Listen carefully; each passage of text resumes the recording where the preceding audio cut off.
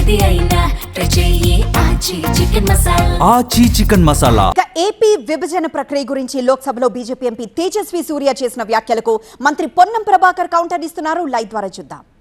ఈ దేశంలో ప్రజాస్వామిక ఫెడరల్ సిస్టంలో తెలంగాణ విభజనను అవహేళన చేస్తుంటే తెలంగాణ ఏర్పాటుకు సంబంధించినటువంటి ప్రక్రియ ఆ వేదిక లోక్సభ అయితే అక్కడనే దానికి తెలంగాణ ఏర్పాటుకు అవమానం జరుగుతుంటే ఎందుకు ప్రేక్షకులుగా ఉంటా ఉన్నది వ్యవస్థ? ఇలా నేను మళ్ళీ డిమాండ్ చేస్తా ఉన్నా. భారతీయ జనతా పార్టీ అధ్యక్షుడు రామచంద్రరావు గారు, కేంద్రం ప్రాతినిధ్యం వహిస్తున్న ఎంపీలు, లోక్సభ రాజ్యసభ, మీరు ఈ అంశాన్ని తీవ్రంగా తీసుకుంటే నేను తెలంగాణ ఉద్యమకారులందరికీ విజ్ఞప్తి చేస్తా ఉన్నా. ఇది ఏ ఒక్కరికి అవమానకరం కాదు. ఇలా తెలంగాణ ఉద్యమ స్ఫూర్తిగా తెలంగాణ ఉద్యమకారులంగా అనేక సందర్భాల్లో మనం మన హక్కును గుర్తింపును అడుగుతున్నప్పుడు మనను అవమానపరిచి మన ఉద్యమాన్ని, మన ఏర్పాటును, తెలంగాణ విభజన విధానాన్ని అవమానపరిచి మాట్లాడుతున్నటువంటి వాళ్ళ పట్ల మరొక్కడు నోరు విప్పే ధైర్యం చేయకుండా చట్టరీత్యా, ప్రజాస్వామ్య రీత్యా, రాజకీయ రీత్యా అన్ని రకాలుగా వాళ్ళ వాళ్ళకు బుద్ధి చెప్పేటువంటి ప్రక్రియ జరగాలని కోరుకుంటా ఉన్నా. ఇది నిజంగా దురదృష్టకరం. ఇటువంటి వ్యాఖ్యలను మాట్లాడేటువంటి పార్టీ ఇంకా తెలంగాణలో నాయకులు తిరగగలుగుతా ఉన్నారంటే కూడా నాకైతే, నేను ప్రజాస్వామ్యంలో లా అండ్ ఆర్డర్ బ్రేక్ అవుతుంది కాబట్టి ఆలోచన చేస్తాను. లేకపోతే నిజంగా మీకు ఏమాత్రం కన్న తల్లికి ద్రోహం చేసి తిరుగుతున్నట్టుగానే భావించే పరిస్థితి తప్ప ఇంకొకటి కాదు.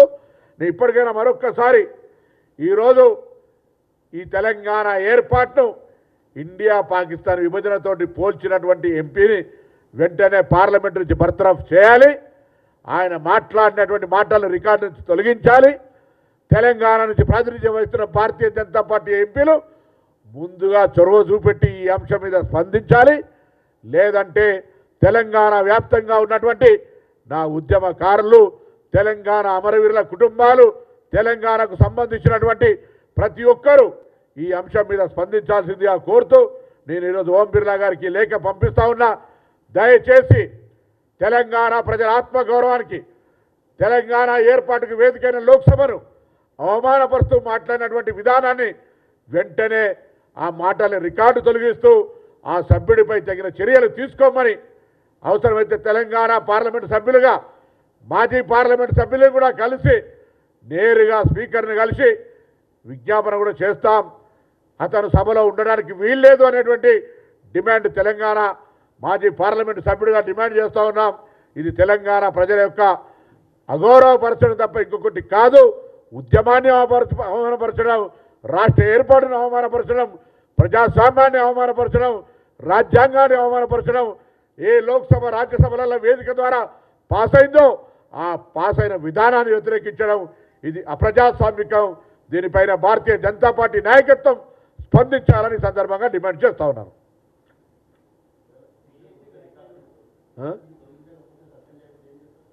ప్రజా ఉద్యమం ప్రజల లోపల భారతీయ జనతా పార్టీ అసలు వైఖరి చెప్పే ప్రయత్నం చేస్తాం. తెలంగాణ రాకుండా అడ్డుకుంటాం అటువంటి వ్యక్తులను.